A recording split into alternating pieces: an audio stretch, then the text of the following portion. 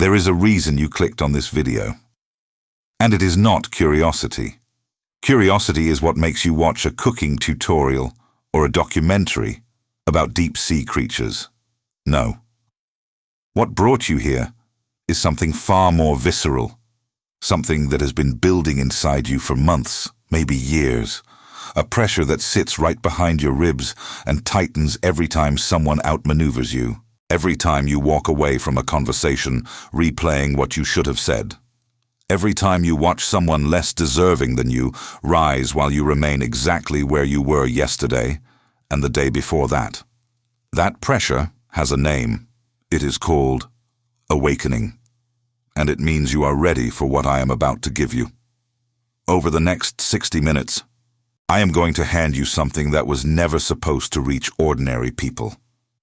Not because you are ordinary, but because the system that raised you, educated you, shaped your beliefs, and programmed your reactions needs you to believe that you are. The system needs obedient workers, predictable consumers, and emotionally reactive citizens who can be steered by headlines, shamed by opinions, and paralyzed by the fear of what others might think. That is not a conspiracy theory. That is the architecture of modern civilization. And Niccolò Machiavelli mapped that architecture 5 centuries ago with a precision that still terrifies the people who benefit from it today. But before we enter that territory, I need you to do something. I need you to be honest with yourself for perhaps the first time in a very long time. I need you to look at your life, not the version you post online, not the version you describe to acquaintances, not the version you rehearse in your own mind to keep yourself comfortable, but the real version, the unedited one, the one that wakes up at 3 in the morning with a knot in its stomach, the one that rehearses confrontations in the shower that it will never actually have, the one that smiles and says everything is fine while an entire empire of frustration crumbles silently behind its eyes. That version of you is not weak. Let me be absolutely clear about that. That version of you is untrained. There is a monumental difference. A lion cub is not weak because it has not yet learned to hunt. It simply has not been taught. And no one around you, not a single person in your entire life, has had the knowledge, the courage, or the incentive to teach you what I am about to teach you. Your parents could not teach it because they did not know it. Your teachers could not teach it because the curriculum was designed to produce employees, not strategists. Your friends could not teach it because they are drowning in the same blindness you are. And society certainly was not going to teach it, because a society full of people who understand the mechanics of power and influence is a society that can no longer be managed like cattle. Machiavelli understood this paradox better than anyone who ever lived. He wrote from the ruins of his own career, exiled from the Florence he had served faithfully, stripped of his title, his influence, his access to the corridors of power where he had spent his entire adult life. And in that exile, sitting in a farmhouse with nothing but candlelight and the ghosts of every political betrayal he had witnessed, he did something that changed the trajectory of human thought forever. He told the truth. Not a comfortable truth, not a diplomatic truth, not a truth dressed in the elegant language of philosophy designed to make the reader feel wise without actually disturbing anything. He told the raw, unvarnished, dangerous truth about how human beings actually operate when power, survival, and self-interest are at stake. And the world has been trying to bury that truth ever since. Here is the core of what he discovered, reduced to its most essential form. People do not behave according to their values. They behave according to their needs. And the distance between what a person says they value and what they actually need is the exact space where manipulation lives, where influence operates, where the entire invisible game of human dynamics plays out every hour of every day, in every relationship, every workplace, every family, every friendship, and every society on earth. If you cannot see that space, you are being moved through it by someone who can. Period. Think about the last time someone changed your mind.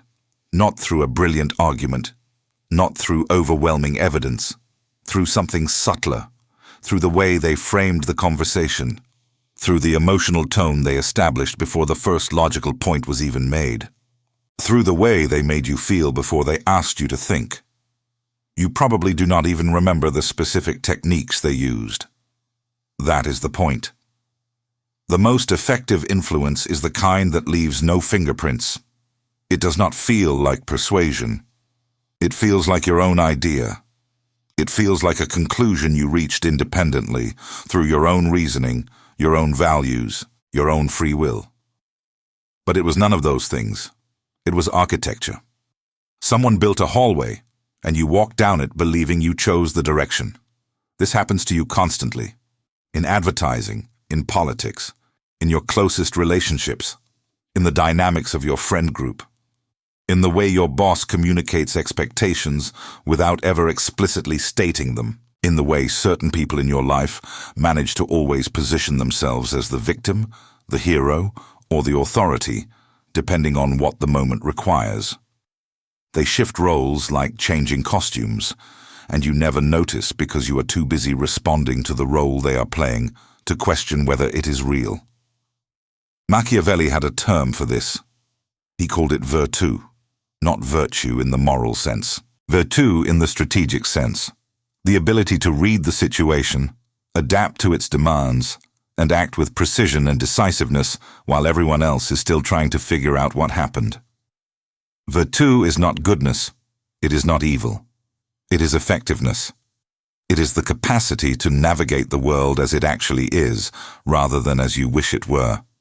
And the absence of virtù, the inability to read and respond to the real forces at play in any given situation, is the single greatest predictor of failure in every domain of human life. Relationships, career, finances, social standing, influence, respect. All of it hinges on whether you possess virtù or whether you are at the mercy of someone who does. Now let me paint a picture that you will recognize. Because this is not abstract theory. This is your Tuesday afternoon. You are sitting in a meeting. There are 6 people at the table. The agenda is straightforward: a project update, a resource allocation, a timeline discussion. Nothing dramatic, nothing high stakes on the surface. But beneath the surface, beneath the polite smiles and the professional language and the carefully modulated voices, a war is being fought. And you do not even see it. 2 people at that table have already decided the outcome of this meeting before it started. They spoke privately an hour ago. They aligned their positions. They agreed on the talking points. They divided roles. One would introduce the idea, the other would support it with apparent spontaneity, creating the illusion of organic consensus. By the time you realize what has happened, the decision has already been made, the resources have been allocated, and you are nodding along, wondering why you feel vaguely uneasy, despite agreeing with everything that was said. That unease is your instinct trying to tell you something your conscious mind is too untrained to decode. It is your gut, recognizing a pattern that your intellect cannot name. The pattern is simple. You are outmaneuvered, not by force, not by aggression, not by anything you could point to and call unfair. You are outmaneuvered by preparation, by alignment, by the strategic management of perception. And the worst part is not that it happened. The worst part is that you will go home tonight and not even think about it, because the manipulation was so clean, so seamless, so embedded in the fabric of the interaction that it did not register as manipulation at all. It registered as just another meeting. Multiply that by every interaction you have in a week, in a month, in a year, in a decade, and you begin to understand the scale of what has been happening to you. Not because the world is full of evil masterminds plotting your downfall. Most people who operate this way do not think of themselves as manipulators. They think of themselves as smart, practical, socially intelligent, and they are right. They are socially intelligent. The problem is not their intelligence. The problem is your lack of it, not intellectual intelligence, social intelligence, strategic intelligence. The kind of intelligence that Machiavelli spent his entire life studying, documenting, and trying to pass on to anyone brave enough to receive it. Let me tell you what social intelligence actually looks like, because the phrase has been so thoroughly diluted by pop psychology that it has lost all meaning. Social intelligence is not being friendly. It is not being charismatic. It is not being the life of the party. Social intelligence, in its most potent and honest definition, is the ability to perceive the hidden structure of any human interaction and position yourself within that structure to achieve your desired outcome. That is it. No romance, no mystery, just clarity. The socially intelligent person walks into a room and within minutes knows who holds the real power, not the title, but the influence. They know who is insecure and overcompensating. They know who is dangerous and underestimated. They know who is aligned with whom, who resents whom, who fears whom, who needs whom. They see the invisible web that connects everyone in the room, and they navigate that web with the precision of a spider who built it. You do not see that web yet, but you will, because the difference between the person who sees it and the person who does not is not talent. It is not genetics.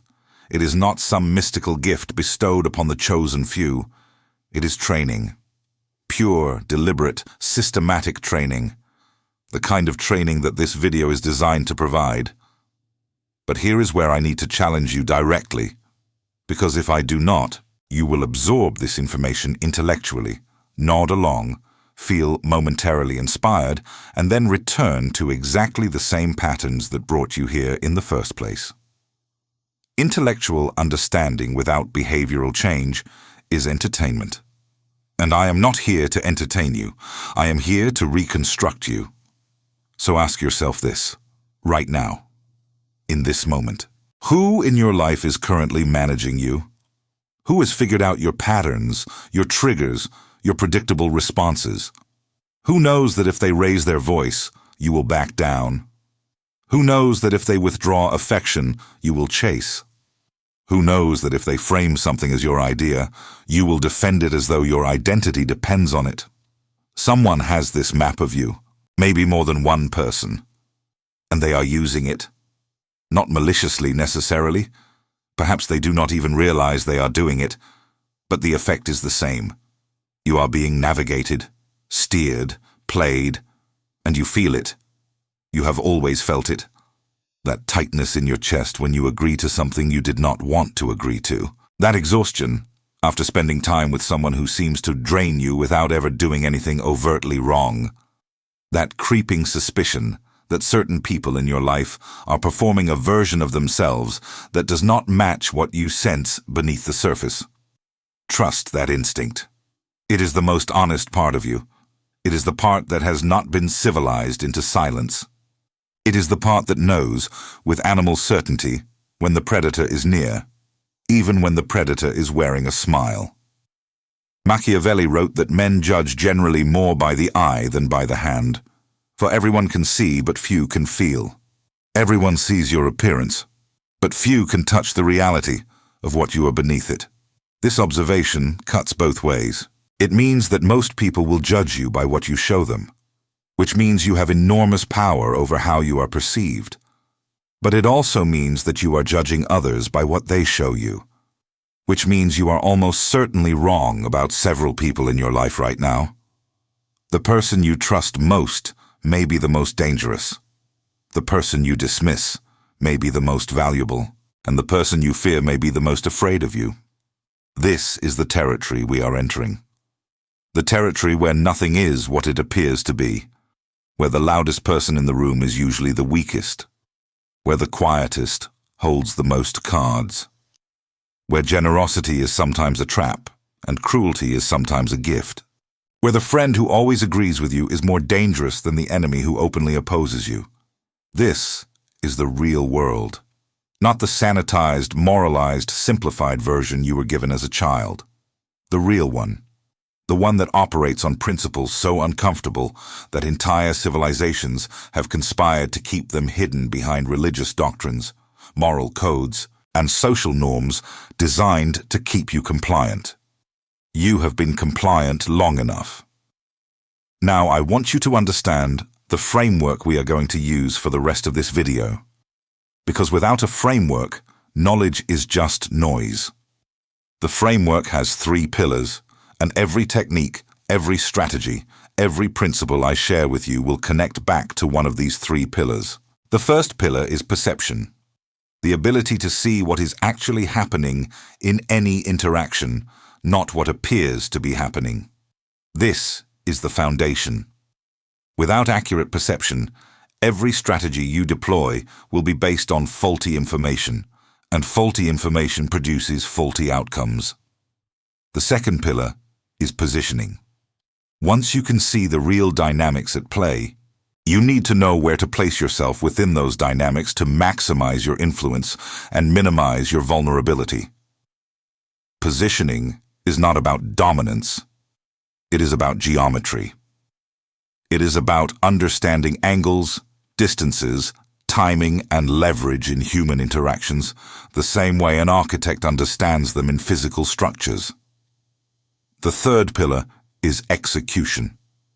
Seeing and positioning are worthless without the ability to act. And action, in this context, does not mean aggression. It means precision.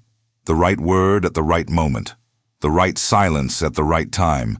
The right gesture, the right withdrawal, the right escalation, delivered with a calibration so exact that the desired outcome feels inevitable rather than forced. Perception, positioning, execution. These 3 pillars will transform you from a person who is acted upon into a person who acts.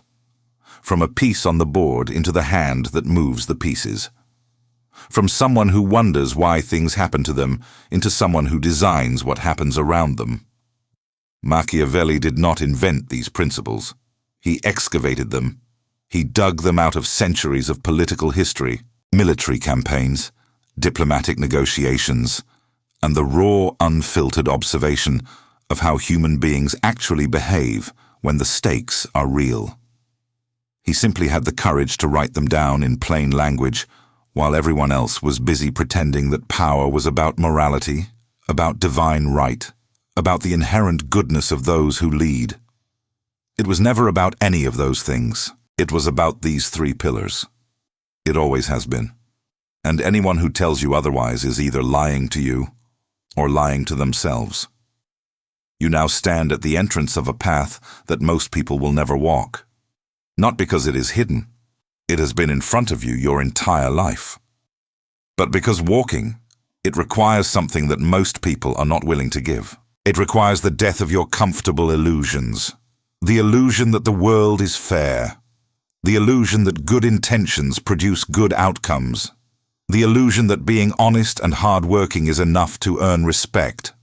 The illusion that people will treat you the way you treat them. These illusions are warm. They are comfortable. They are the bedtime stories that adults tell themselves to sleep through the night without confronting the cold machinery of the world they actually live in. And I am asking you to set them on fire. What rises from those ashes will be something far more resilient, far more capable, far more formidable than anything the illusions could have ever protected. What rises will be you, the real version. The version that does not need to be liked to feel safe. The version that does not need external validation to know its own worth. The version that walks into rooms and shifts the gravity simply by being present. That version already exists inside you. It has been waiting, patiently, silently, behind every moment of frustration, behind every swallowed response, behind every time you knew you deserved more but settled for less because you did not know how to claim what was yours. We are about to set that version free. What follows in the next section is the first pillar in action. Perception. How to see the unseen. How to read the unspoken. How to decode the human beings around you with a clarity that will feel, the first time you experience it, like putting on glasses after a lifetime of blurred vision. Everything will sharpen, everything will make sense, and nothing, absolutely nothing, will ever fool you again, The blade is being forged. Now we give it an edge. Now that the foundation has been laid, now that you understand the three pillars, perception, positioning, and execution, it is time to go deeper than most people will ever dare to go. Because understanding a concept intellectually is the easiest thing in the world. Every person who has ever failed spectacularly understood on some level what they should have done. The gap between knowing and doing is not a gap of intelligence. It is a gap of depth. You did not go deep enough. You skimmed the surface of the idea, nodded your head, and walked back into the same patterns that have been devouring you for years. That ends here, right now. In this section, we are going to drill so far beneath the surface of human manipulation and influence that by the time we resurface, you will not recognize the world you thought you knew. Let us begin with the first pillar, perception, and let us begin with a truth so fundamental that everything else collapses without it. You do not see people. You see projections. You see the carefully curated, meticulously maintained, strategically presented version of people that they have spent their entire lives constructing. And you mistake that projection for reality with such consistency, such reliability, that the people around you can practically set their watches by your blindness. Every human being you have ever met is performing, not lying. Performing. There is a crucial distinction. A liar knows the truth and deliberately says the opposite. A performer may not even be aware of what they are doing. They have been performing so long, adapting their mask to every room, every audience, every situation, that the mask has fused to the skin.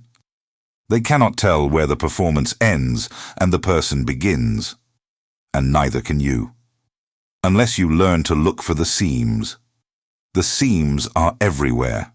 They are in the micro-expression that flashes across someone's face for 1/5 of a second before the social mask snaps back into place. They are in the slight change in vocal pitch when someone discusses a topic that genuinely threatens them versus a topic they are performing emotion about. They are in the body language contradictions, the person who says they are relaxed while their arms are crossed and their jaw is tight. The person who says they are happy for you while their smile does not reach their eyes. The person who says they trust you while their feet are pointed toward the door. Machiavelli observed that men are so simple and so ready to obey present necessities that one who deceives will always find those who allow themselves to be deceived. But what he did not explicitly state, what was implicit in everything he wrote, is that deception does not require malicious intent. Most people deceive you without meaning to. They deceive you because they are deceiving themselves. They have constructed a narrative about who they are, a story they tell themselves and the world, and that narrative rarely matches the raw data of their actual behavior. The generous friend who keeps score of every favor. The supportive partner who subtly undermines your confidence. The loyal colleague who shares your vulnerabilities with others, disguised as concern. None of these people think of themselves as manipulators. They think of themselves as good people. And that is precisely what makes them dangerous. Because you cannot defend against an attack that the attacker does not even recognize as an attack. So how do you learn to see through the performance? How do you develop the perceptual acuity to read what is actually happening in any interaction? It begins with one principle that is so counterintuitive, it will feel wrong the first time you practice it. The principle is this: ignore the words. Completely. Entirely. Treat every word that comes out of a person's mouth as set decoration. Background noise, the wallpaper in the room. Because words are the cheapest currency in human interaction. They cost nothing to produce. They can be crafted, rehearsed, modified, and deployed with zero accountability. Anyone can say anything at any time. Words prove nothing. They reveal nothing. They are the smoke, not the fire. Instead, watch the body. Watch the timing. Watch the inconsistencies. When someone tells you they are not angry, watch their hands. Are they clenched? When someone tells you they are listening, Watch their eyes. Are they scanning the room? When someone says they support your idea, watch what happens in the days that follow. Do they act in alignment with that support, or do they quietly undermine it while maintaining the verbal facade? The body does not lie the way the mouth does. The body is honest because it is ancient. It predates language by millions of years. It communicates in a code that was written long before words existed, a code of posture, proximity, tension, release, movement, and stillness that broadcasts the truth of a person's internal state, whether they want it to or not. Here is a specific technique that you can begin practicing today, right now, in your very next interaction with another human being. I call it the 3-second delay. When someone says something to you, especially something emotionally charged, something designed to provoke a reaction, do not respond immediately.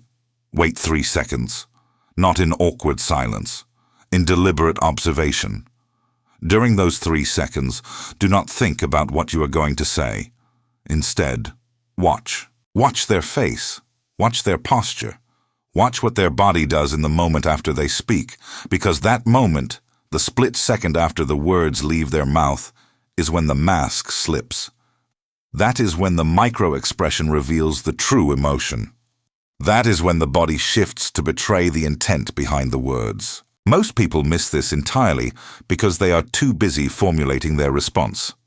They are so consumed with what they are going to say next that they miss what is being communicated to them right now. The 3-second delay solves this. It forces you out of the reactive loop and into the observational position. And from the observational position, you see everything. But perception is not only about reading others, and this is where most people who study these subjects go catastrophically wrong. They learn to read other people while remaining completely illiterate about themselves. They become skilled at detecting manipulation in others while being blind to the ways they manipulate themselves. And self-manipulation is by far the most destructive form. It is the story you tell yourself about why you failed that conveniently removes all responsibility from your shoulders. It is the narrative you construct about your relationships that casts you permanently as the victim and never as the contributor.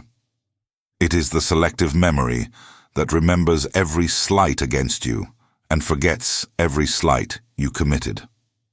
Machiavelli wrote about the danger of self-deception with a clarity that cuts through centuries. He understood that the prince who cannot see himself clearly cannot see the world clearly, and a leader who cannot see the world clearly will inevitably be destroyed by it. You are the prince of your own life. And if you are honest, truly, mercilessly honest, you will admit that there are areas where you have been lying to yourself for years. Areas where you blamed external circumstances for outcomes that were the direct result of your own choices. Areas where you cast yourself as the noble sufferer, when in reality, you were the passive architect of your own defeat. This is not about guilt. Guilt is useless. Guilt is the mind punishing itself for past behavior without producing any change in future behavior. This is about accuracy. The person who can see themselves with the same cold, analytical precision they use to see others is the person who cannot be deceived. Not by the world, not by other people, and not by themselves. That is the goal. Not perfection, precision. The ability to look at any situation, including the ones you are emotionally invested in, and see the mechanics at work, without the distortion of ego, fear, or wishful thinking. Now let us move to the second pillar, positioning. And let me tell you right now, this is where most people lose the game before it even starts. Because positioning is not about what you do in an interaction. It is about where you are before the interaction begins. It is the chess move you make 3 moves before the checkmate. It is the ground you secure before the battle. It is the reputation you build before the negotiation. Positioning is the art of pre-framing every interaction so that the outcome you desire is already weighted in your favor before a single word is exchanged. Let me give you an example that will crystallize this immediately. Two people walk into a job interview. They have identical qualifications, identical experience, identical skills. One of them has spent the previous week researching the interviewer personally. They know the interviewer's career trajectory. They know the projects the interviewer is proud of. They know the challenges the interviewer's department is currently facing. They know the interviewer's communication style, whether they prefer direct answers or exploratory conversation. The other candidate prepared by reviewing their own resume and practicing answers to common questions. Who do you think gets the job? It is not even close, and it has nothing to do with competence. It has everything to do with positioning.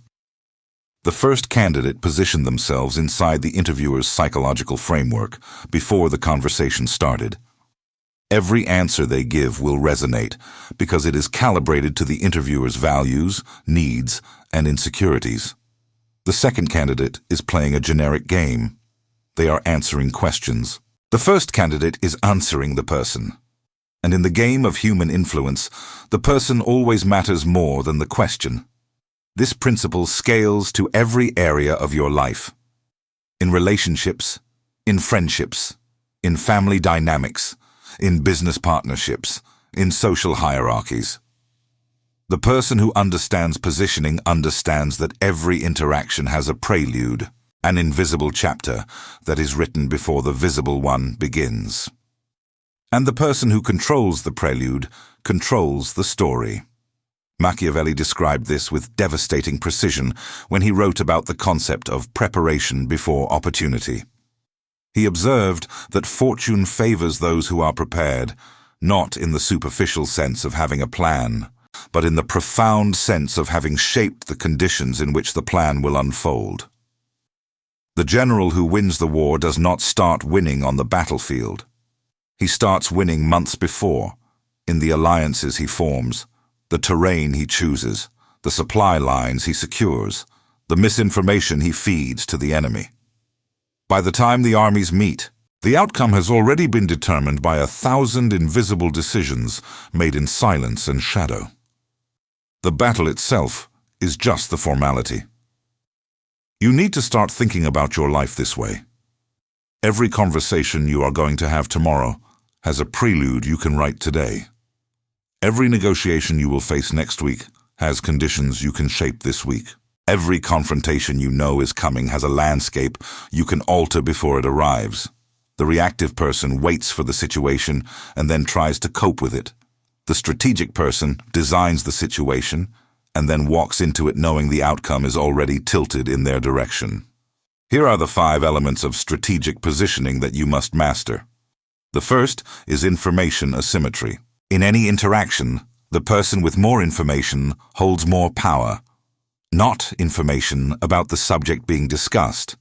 Information about the person they are interacting with, their fears, their desires, their insecurities, their ambitions, their patterns. The more you know about someone, the more precisely you can calibrate your approach. The less they know about you, the less leverage they have. This is not about being secretive or deceptive. It is about being selective. Reveal what serves your position. Withhold what does not. Every piece of personal information you give away is a potential lever that someone can use against you. Not because everyone will, but because anyone could. And the strategic person does not operate on trust, they operate on awareness. The second element is controlled scarcity. Human beings assign value based on availability. This is not opinion. This is documented psychology. The thing that is scarce is perceived as valuable. The thing that is abundant is perceived as disposable. This applies to your time, your attention, your emotional availability, your presence, and your words. The person who is always available is never valued. The person who is never available is never influential. The master of positioning exists in the space between, present enough to maintain connection, scarce enough to maintain desire.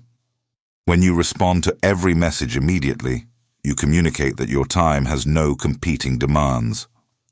When you are available for every invitation, you communicate that your schedule is empty.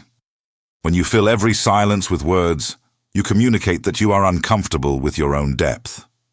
Controlled scarcity is not game playing. It is accurate signaling. You are signaling that your time, your attention, and your presence have a cost, and anything with a cost is treated with respect. The third element is emotional sovereignty. This is perhaps the most powerful positioning tool in existence, and it is the one that most people never develop. Emotional sovereignty is the ability to remain internally stable regardless of external conditions. It is not the absence of emotion. It is the governance of emotion. The emotionally sovereign person feels anger but does not act from anger, feels fear but does not act from fear, feels desire but does not act from desire. They have placed a governor between their emotional impulse and their behavioral response. And that governor is awareness. The person who cannot be emotionally destabilized by external events is the person who cannot be manipulated. Because all manipulation, every single form of it, relies on triggering an emotional reaction that overrides rational choice. If you cannot be triggered, you cannot be controlled. And the people around you will sense this. They will not be able to articulate it, but they will feel it. They will feel that you are different, that the usual levers do not work on you, that the predictable buttons do not produce the predictable reactions. And that uncertainty, that inability to map your emotional landscape, will generate one of two responses: respect or fear, both of which serve your position. The fourth element is strategic patience. The reactive person responds to pressure with urgency. The strategic person responds to pressure with patience. In every negotiation, every conflict, every power struggle, time is a weapon. And the person who is willing to wait longer than their opponent is the person who will ultimately prevail. Machiavelli observed that the hasty prince makes hasty errors, and that the patient prince allows his enemies to defeat themselves. This is not passive waiting. This is active patience. It is the deliberate choice to slow down when everyone around you is speeding up. It is the refusal to be rushed into a decision by someone else's timeline. It is the understanding that urgency is almost always manufactured by the person who benefits from your haste. When someone pressures you to decide quickly, they are not protecting your interests. They are protecting their advantage. The strategic person recognizes this and responds with a calm that communicates one thing: I am not on your schedule. I am on mine. The fifth element is narrative control. Every relationship, every social circle, every workplace, every community operates on narratives. Stories about who people are. Stories about who is competent and who is not. Stories about who is trustworthy and who is dangerous. These narratives are not neutral. They are constructed, and they are constructed by the people who understand that the person who controls the story controls the perception, and the person who controls the perception controls the outcome. If you are not actively shaping the narrative around yourself, someone else is shaping it for you, and they are not shaping it to your advantage. Narrative control is not lying. It is curation. It is the deliberate choice about which aspects of yourself you allow to be visible, which achievements you let speak for themselves, which vulnerabilities you reveal strategically, and which weapons you keep hidden until the moment demands their use. These 5 elements, information asymmetry, controlled scarcity, emotional sovereignty, strategic patience, and narrative control, are the architecture of positioning. Master them, and you will walk into every room with an invisible advantage that no amount of talent, no amount of charisma, and no amount of good intentions can overcome. Because talent without positioning is potential without power. Charisma without positioning is charm without control. And good intentions without positioning are just a warm heart waiting to be exploited. Machiavelli did not write for the idealist. He wrote for the realist who is tired of being consumed by the gap between how the world should work and how it actually does. If you are that person, if you have read this far not for entertainment but for transformation, then you are already further along the path than 90% of the people who will ever click on this video. Most of them stopped watching within the first 5 minutes. They felt the discomfort of the truth and retreated to the familiar comfort of their illusions. You did not retreat. You leaned in. And that tells me something about you that is more important than any technique I could teach. It tells me you are willing to burn who you were in order to become who you need to be. But curiosity alone will not save you. Understanding alone will not protect you. The most dangerous person in any room is not the one who knows the most. It is the one who acts on what they know with the most precision. And precision, real precision, the kind that changes outcomes and reshapes dynamics, that requires something beyond knowledge. It requires practice. It requires the cold, uncomfortable application of these principles in real situations, with real people, where the stakes are real and the consequences are permanent. That is where we are going next. The coldest move is still ahead, and you are almost ready for it. Everything I have told you up to this point has been preparation. It has been the forging of the blade. Now we use it. Because a blade that is never drawn is just decoration. And you did not come here to decorate your mind with interesting ideas that you never act on. You came here to change the way you move through the world. So let us get specific. Let us get precise. Let us get uncomfortably practical.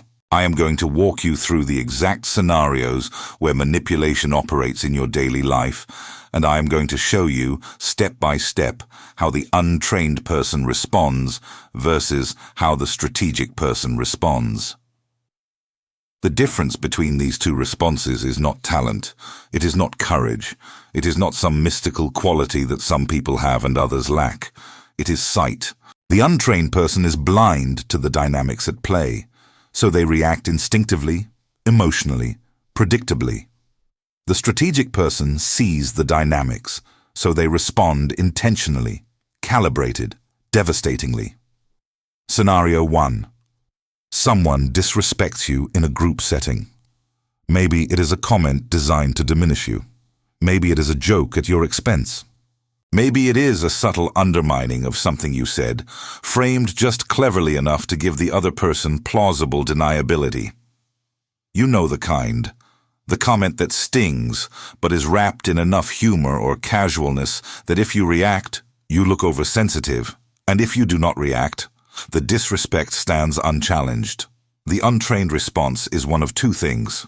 Either you fire back immediately with an emotional retaliation that escalates the situation and makes you look reactive, or you swallow it, say nothing, and spend the next 3 hours replaying the moment in your head, crafting the perfect response that you will never deliver.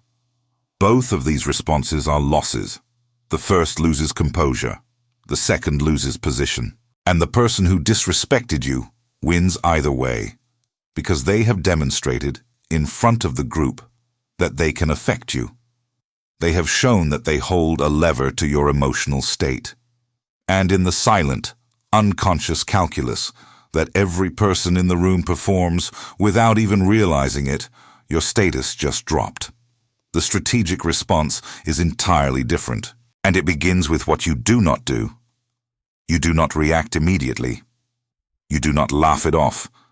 You do not change the subject. Instead, you pause.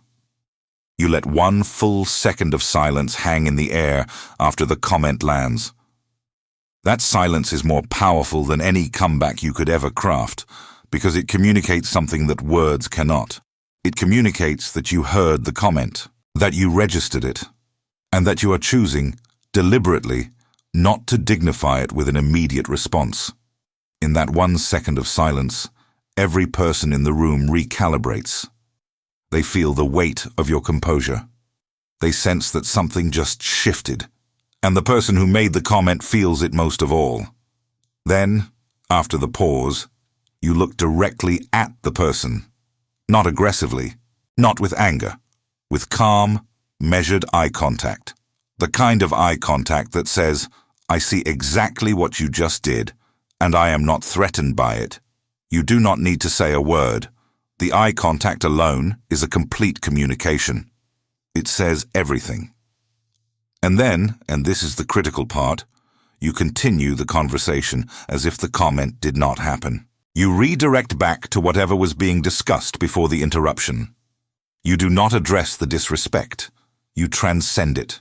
You demonstrate, through action rather than words, that the comment was so insignificant to you that it did not even warrant a detour in your attention. What happens next is remarkable. The person who made the comment is now in a profoundly uncomfortable position. They expected a reaction. They were prepared for a reaction. Their entire strategy was built on provoking a response that they could then control or escalate. But you gave them nothing. And nothing is the one thing they cannot work with. They cannot escalate nothing. They cannot mock nothing. They cannot use nothing against you. You have removed every tool from their arsenal simply by refusing to engage on their terms.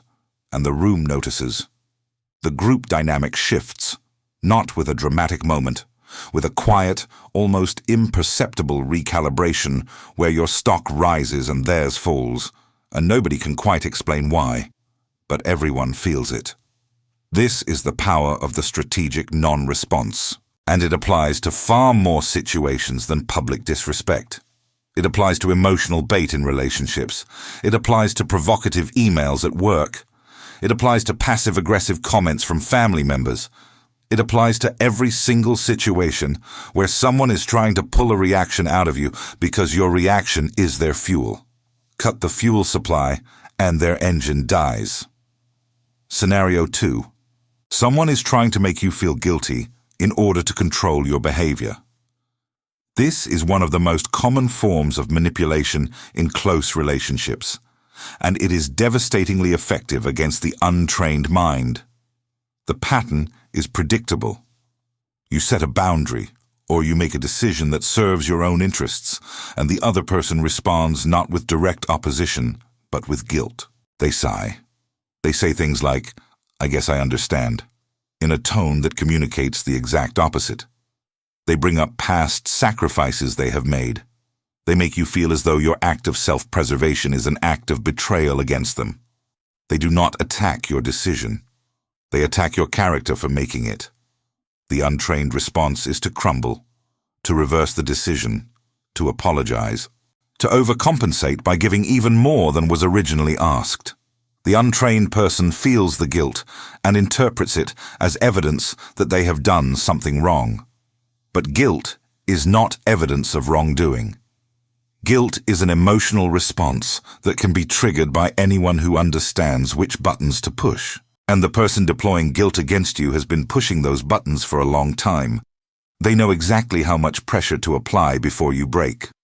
The strategic response requires you to do something that will feel almost physically painful the first time you try it. You must sit with the guilt without acting on it. You must feel it, acknowledge it, and then interrogate it. Ask yourself, did I actually do something wrong? Or does someone need me to believe I did? This is the critical question, because if you did something genuinely harmful, guilt is appropriate and correction is warranted. But if someone is manufacturing guilt to control your behavior, then acting on that guilt is not moral. It is surrender. And every time you surrender to manufactured guilt, you teach the other person that this weapon works. You reinforce the very pattern that is consuming you. Here is the exact verbal framework you use when someone deploys guilt against you. You say, calmly and without defensiveness, "I understand that this is difficult for you. I hear what you are expressing, and my decision remains the same." That is it. No justification. No lengthy explanation of your reasoning. No apology for having needs that conflict with theirs. You validate their emotion without surrendering your position. You acknowledge their experience without abandoning your own. And you repeat your decision with a calm finality that communicates one thing. This is not a negotiation. This is a notification. The first time you do this, the other person will escalate. They will increase the emotional pressure. They will cry harder, sigh louder, bring up more history, deploy more guilt. This is expected. This is the extinction burst, the predictable intensification of a behavior that has always worked in the past and is now suddenly failing. Do not cave during the extinction burst. This is the test. If you hold your position through the escalation, something remarkable happens. The other person recalibrates. Not immediately. Not that day, perhaps. But over time, they learn that guilt no longer produces the desired result. And when a tool stops working, even the most persistent user eventually puts it down. Scenario 3. You are in a negotiation, whether formal or informal. It could be a salary discussion, a business deal, a disagreement about plans with a friend, or a conflict about responsibilities in a relationship. The other party makes their opening offer, their opening position, and it is significantly lower or worse than what you expected. The untrained person responds in one of two ways. They either accept the low offer out of fear of conflict, or they immediately counter with their own position, entering a back-and-forth tug-of-war where both sides pull toward the middle. Both of these responses are suboptimal. The first gives away power entirely. The second enters a framework where splitting the difference is the inevitable outcome, and the person who opened low has already ensured that the middle ground favors them. The strategic response is silence. When the other party makes their offer, you say nothing. You let the silence stretch. 3 seconds, 5 seconds, 7 seconds. This will feel like an eternity. It will be uncomfortable. Good.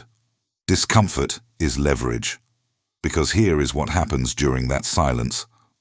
The other party starts to squirm. They interpret your silence as dissatisfaction. Their mind begins racing. They wonder if they have offended you. They wonder if you're about to walk away. They wonder if their offer was so far below your expectations that you are reconsidering the entire interaction. And in many cases, without you saying a single word, they will improve their own offer. They will fill the silence with concessions because human beings are psychologically incapable of sitting in extended silence during a high-stakes interaction without attempting to resolve the tension. And the resolution almost always favors the person who created the tension, which is you, simply by not speaking. After the silence, if they have not improved their offer, you respond, but not with a counter-offer, with a question. You say, "How did you arrive at that number?" Or, "Walk me through your thinking on this." This question is devastating for two reasons. First, it forces the other party to justify their position, which immediately puts them on the defensive. They are no longer presenting an offer. They are defending one. And the psychological shift from presenting to defending is enormous. Second, it gives you critical information about their priorities, their constraints, and their flexibility without revealing any of your own. You are gathering intelligence while they are spending it. Machiavelli understood that the person who speaks first in a negotiation reveals more than they gain. The person who listens, who questions, who lets the other party fill the space with information and justification, is the person who walks away with the better outcome. Not because they were more aggressive, because they were more patient, because they understood that in any exchange of information, the person who acquires more while revealing less holds the superior position. Scenario 4. Someone is trying to gaslight you. They are denying something you know happened. They are rewriting history. They are telling you that your memory is faulty, your perception is skewed, your emotions are overreactions. This is perhaps the most insidious form of manipulation because it does not just try to control your behavior. It tries to control your reality. It tries to make you doubt the most fundamental tool you possess, your own perception of events. The untrained person responds by doubting themselves. They think, maybe I am remembering it wrong. Maybe I am being too sensitive. Maybe they are right, and I am the problem. This self-doubt is not accidental. It is the intended outcome. The gaslighter needs you to doubt yourself, because the moment you trust your own perception, their entire strategy collapses. Their power depends entirely on your uncertainty. The strategic response is anchoring. Before you ever confront the situation, before you say a word, you anchor yourself in your own truth. You do this by documenting, not publicly, not as ammunition, but privately, for yourself. You write down what happened, when it happened, what was said, how you felt. You create a record that exists outside of your memory, a record that cannot be edited by someone else's version of events. And when the gaslighter tells you it did not happen that way, you do not argue. You do not defend your memory. You simply say, I know what I experienced. Your recollection does not change mine. And then you disengage. You do not enter the debate about whose version of reality is correct. That debate is a trap. It is designed to pull you into a framework where your reality is on trial and the gaslighter is both the prosecutor and the judge. Refuse the framework entirely. Your reality is not up for discussion. It is not subject to someone else's approval. It is yours. Own it with the quiet, immovable certainty of someone who has stopped outsourcing their truth to people who have every reason to distort it. Scenario 5. You need to deliver a difficult truth to someone, not as an attack, not as a punishment, but as a necessary communication that you know will cause discomfort. The untrained person either avoids the conversation entirely, letting the truth fester and the situation deteriorate, or they deliver the truth wrapped in so many qualifications, apologies, and softeners that the message is lost entirely. The other person walks away feeling vaguely uncomfortable, but unclear about what was actually communicated. Nothing changes, nothing resolves, and the untrained person congratulates themselves on being kind while the situation continues to rot beneath the surface. The strategic approach is what I call the clean cut. You deliver the truth directly, without cruelty, but without cushioning. You use plain language. You speak in specific terms rather than generalities. You do not say, I feel like sometimes things are a little off between us. You say, when you cancel plans at the last moment and do not acknowledge it, I lose trust in your reliability. One is vague and easily dismissed. The other is precise and impossible to misinterpret. The clean cut respects the other person's intelligence by giving them clarity rather than confusion. It respects your own integrity by allowing you to speak truth without distortion. And it respects the relationship by treating it as something strong enough to withstand honesty rather than something so fragile that it can only survive on comfortable lies. Machiavelli wrote that people should either be treated generously or destroyed, because they will avenge minor injuries but cannot avenge major ones. The modern application of this principle is not about destruction. It is about clarity. When you communicate, communicate completely. Half-truths breed resentment. Vague implications breed confusion. But a clean, direct truth, delivered with respect but without apology, breeds something rare and invaluable. It breeds trust, not the fragile trust of mutual pretense, the iron trust of mutual honesty. The kind of trust that cannot be shaken, because it was never built on illusions in the first place. Now, there are critical errors that you must avoid as you begin implementing these techniques. And I am telling you about them now, because these are the traps that swallow people who learn about power and influence without learning about restraint. The first error is overuse. The person who reads about strategic silence and then becomes silent in every interaction is not strategic. They are awkward.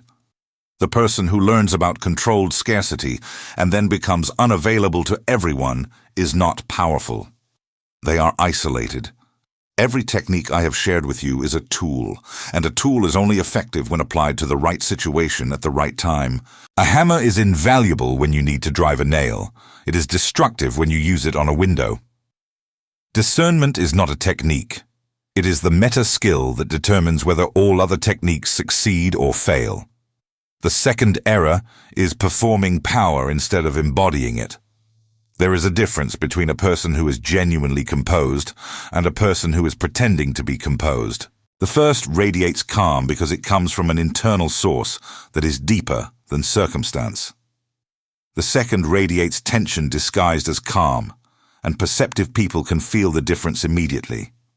If you practice these techniques as performances, as costumes you put on for specific situations, they will eventually fail. Because any performance, no matter how skilled, eventually cracks under sustained pressure. The goal is not to act powerful. The goal is to become the person for whom these responses are natural. And that requires the deepest work of all, the internal work of resolving the fears, insecurities, and unprocessed emotional wounds that make you reactive in the first place. Strategy without self-knowledge is just a more sophisticated form of pretending. And pretending, no matter how elaborate, always collapses. The third error is applying these techniques to everyone equally. Not every relationship requires strategy. Not every interaction is a power dynamic. The person who treats their child with the same calculated approach they use in a business negotiation is not powerful. They are damaged. The person who deploys strategic silence with their vulnerable, trusting partner is not strong. They are cruel. These tools are for situations where influence matters, where stakes are real, where dynamics are genuinely contested. They are not for demolishing the people who love you openly and without pretense. The wisest strategist knows not only when to deploy their skills, but when to set them down entirely. And the moments where you set them down, where you allow yourself to be fully open, fully vulnerable, fully human. Those moments are what keep you from becoming the very thing you are learning to defend against. Machiavelli himself was not a monster. He was a man who loved deeply, who wrote poetry and comedy alongside his political treatises, who valued friendship and loyalty with an intensity that contradicted the cold reputation history assigned to him. He understood power not because he worshipped it, but because he had been destroyed by it and was determined to ensure that others would not be. The knowledge he passed down was not meant to create predators. It was meant to create people who could not be preyed upon. There is a sacred difference between those two things, and if you lose sight of that difference, everything you learn here will poison you instead of protect you. This is the line you must hold. Knowledge without wisdom is a loaded weapon in the hands of a child. And you are not a child. You are someone who is building something permanent, something internal, something that will outlast every specific technique and every individual interaction. You are building a self that cannot be broken because it was forged in truth rather than assembled from tricks. And that self, the one that sees clearly, positions precisely, and acts with both power and compassion, that self is the most dangerous thing in any room. Not because it destroys, but because it cannot be destroyed. The transformation is almost complete, but the deepest truth is still ahead. The one that ties everything together. The one that, when you hear it, will make you realize that this video was never really about manipulation at all. Something has changed in you. I can say that with confidence, even without seeing your face, even without knowing your name, because if you have stayed this far, if you have absorbed what I have laid before you over the past 45 minutes, then the person sitting here now is not the person who pressed play. That person had questions. This person has answers. That person had suspicions. This person has sight. That person felt the invisible threads pulling at them and did not know where they were attached. This person can trace every thread back to its source, name it, and decide whether to cut it or keep it. That is not a small shift. That is a metamorphosis. And like every true metamorphosis, it is irreversible. But before I let you go, before you walk back into the world with this new architecture operating behind your eyes, there is something I need to tell you. Something that is going to reframe everything you have heard. Something that Machiavelli himself understood at the deepest level of his work, but rarely stated explicitly, because the surface of his writing was so provocative that most readers never got past it to reach the foundation underneath. And the foundation is this. The ultimate form of power is not power over others, it is power over yourself. Read that again. Not quickly. Let it land where it needs to land. Because this is the paradox that separates the student of power from the master of it. The student learns these techniques and immediately looks outward. They think, now I can control conversations. Now I can influence people. Now I can navigate dynamics. And yes, they can. But that is the surface application.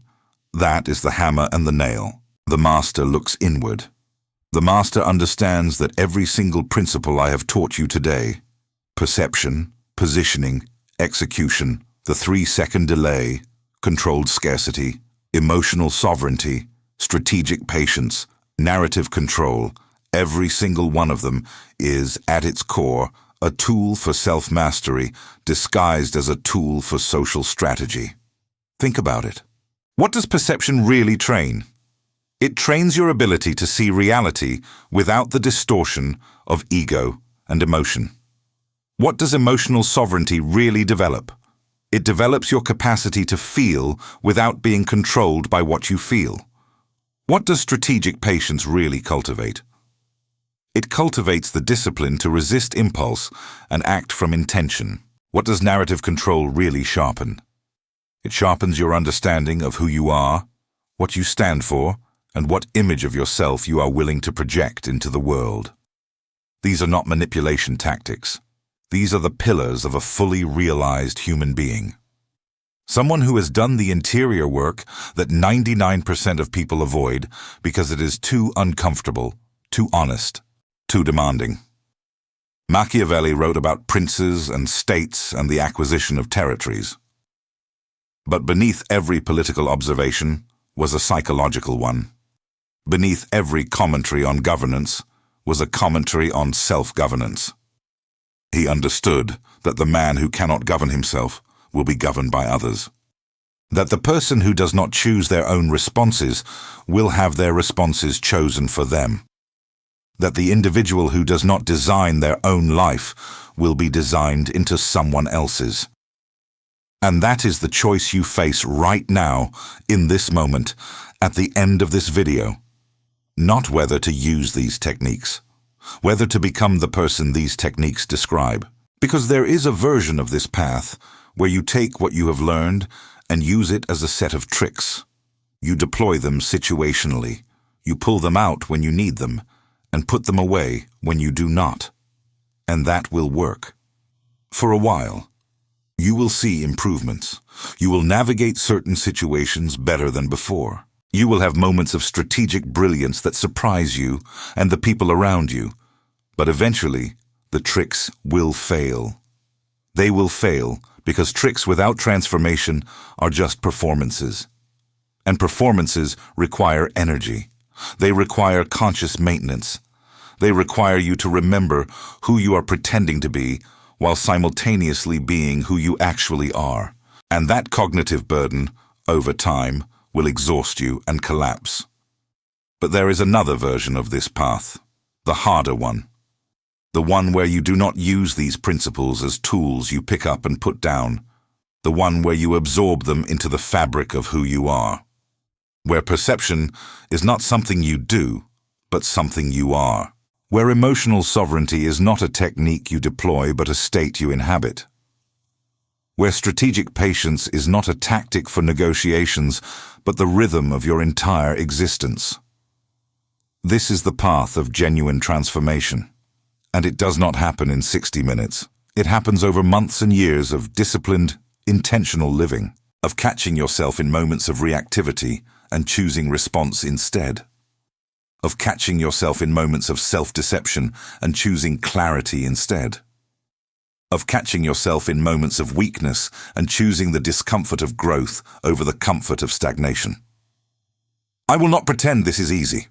It is the hardest thing a human being can do. Harder than any physical feat.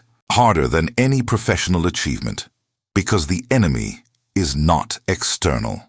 The enemy is the part of you that prefers the familiar suffering of who you have been over the unfamiliar challenge of who you could become.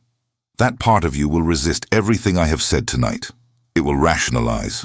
It will minimize. It will tell you that this was interesting, but not really applicable to your situation. It will tell you that you already knew most of this. It will tell you that tomorrow is a better time to start. And if you listen to it, if you let that voice win, you will wake up a year from now in exactly the same position, with exactly the same frustrations, having exactly the same silent arguments with yourself about why nothing ever changes. Machiavelli warned about this with a precision that borders on prophecy. He wrote that men nearly always walk on paths made by others and act through imitation.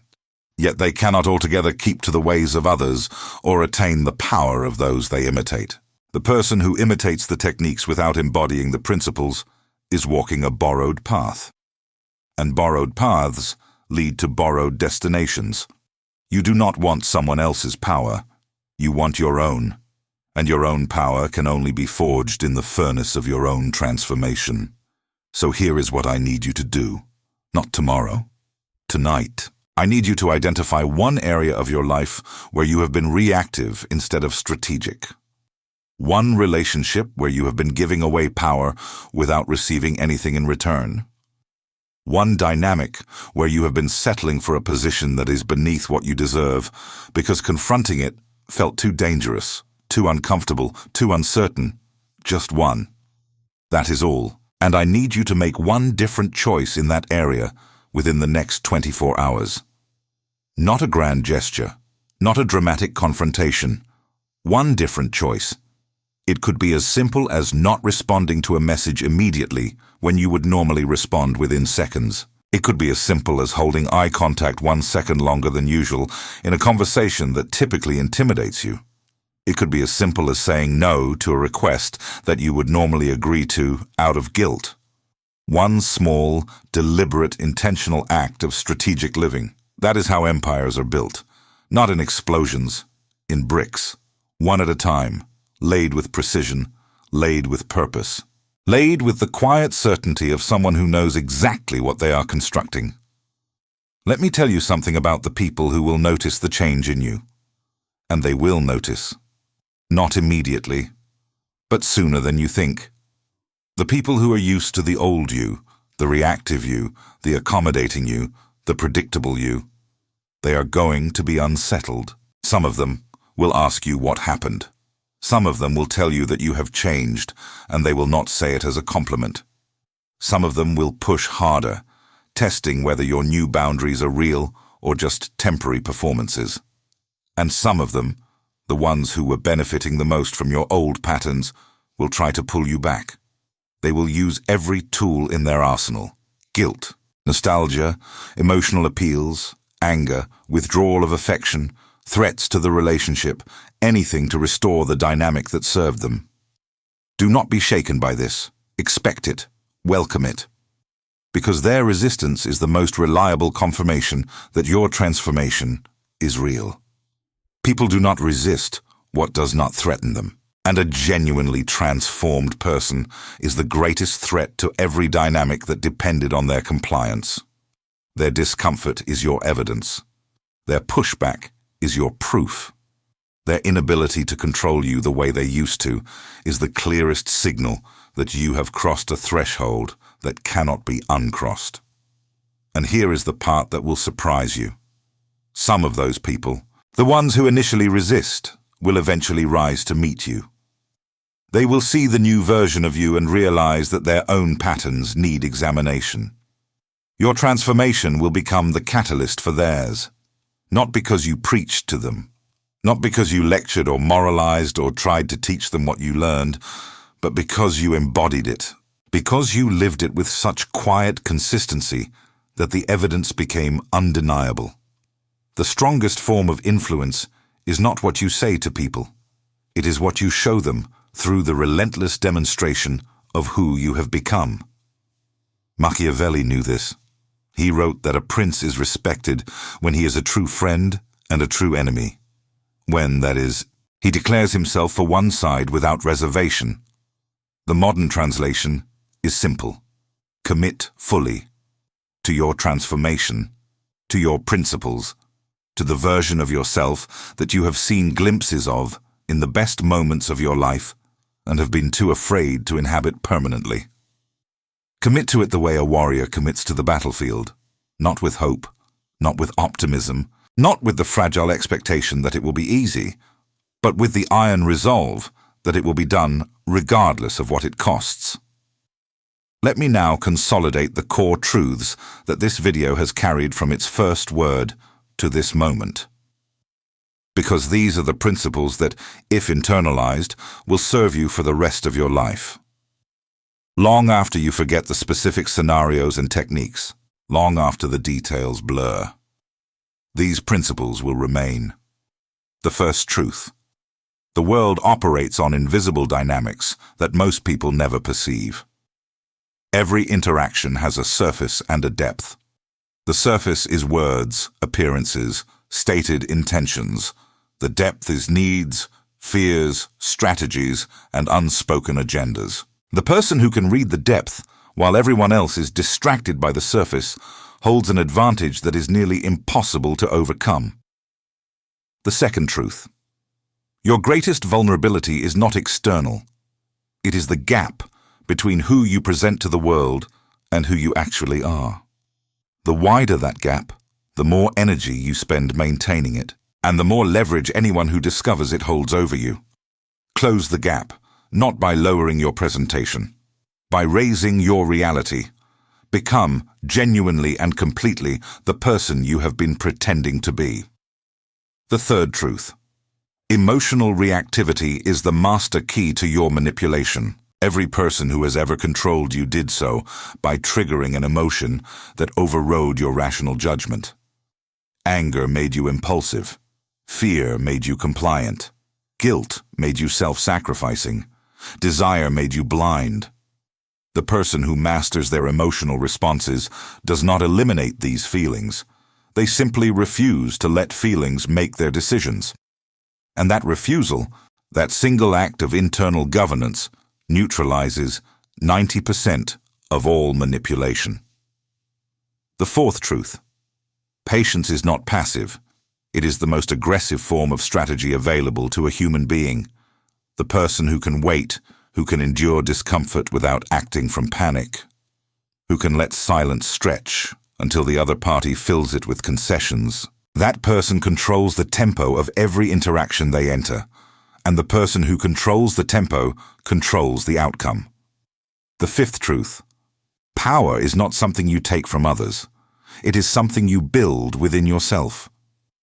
The person who seeks power by diminishing others is not powerful. They are dependent.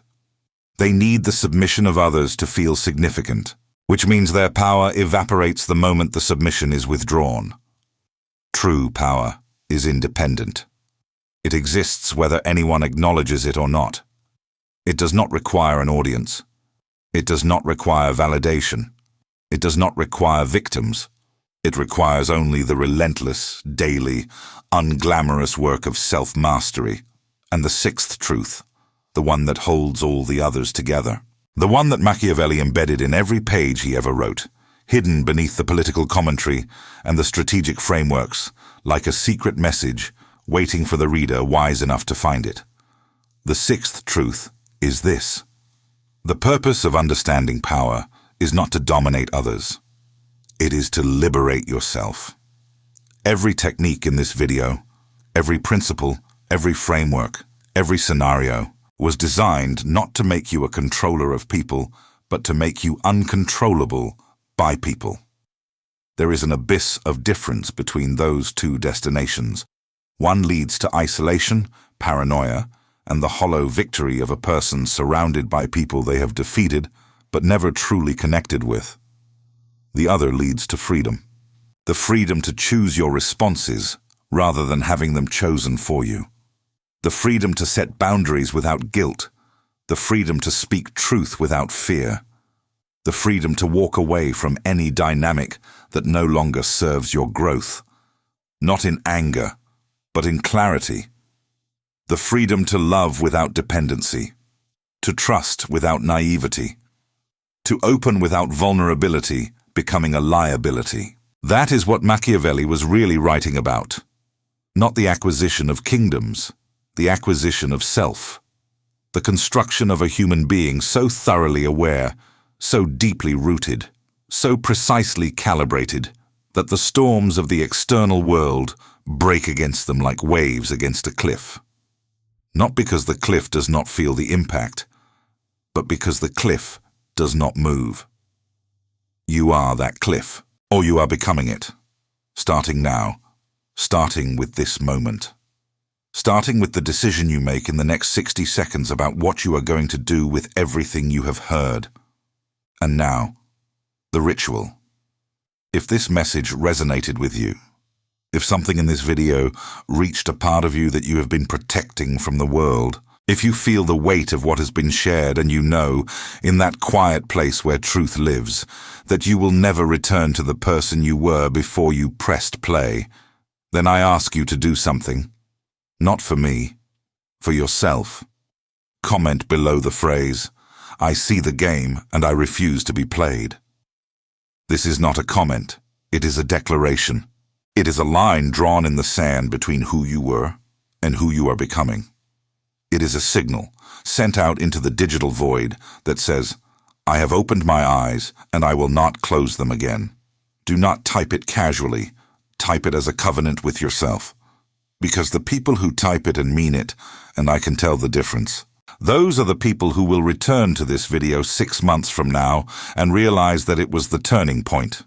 The moment before which they were asleep, and after which they were, finally and irreversibly, awake. And if you have found value in this, if the depth and precision of this knowledge has given you something that no classroom, no self-help book, no casual conversation has ever provided, then I invite you to join this fortress. Subscribing to this channel is not a casual act. It is not a click. It is an allegiance. An allegiance to the version of yourself that refuses to be ordinary in a world that rewards mediocrity. An allegiance to the pursuit of clarity in an age of deliberate confusion. An allegiance to the ancient, enduring, indestructible truth that the person who knows themselves cannot be conquered by anyone who does not.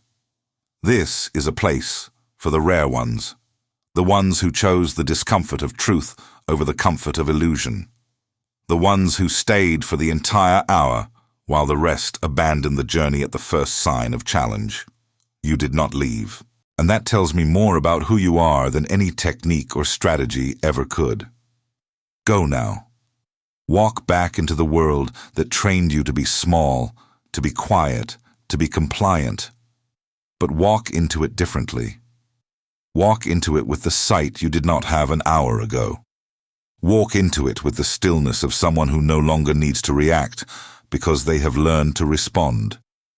Walk into it with the gravity of someone who has glimpsed the machinery beneath the surface and decided, once and for all, to stop being part of the machine and start being the one who understands it. Machiavelli was exiled for telling the truth. You are freed by hearing it. Go now. And let your silence be your loudest weapon. Let your patience be your sharpest blade. Let your awareness be the armor that nothing and no one can penetrate. The game has not changed, but you have.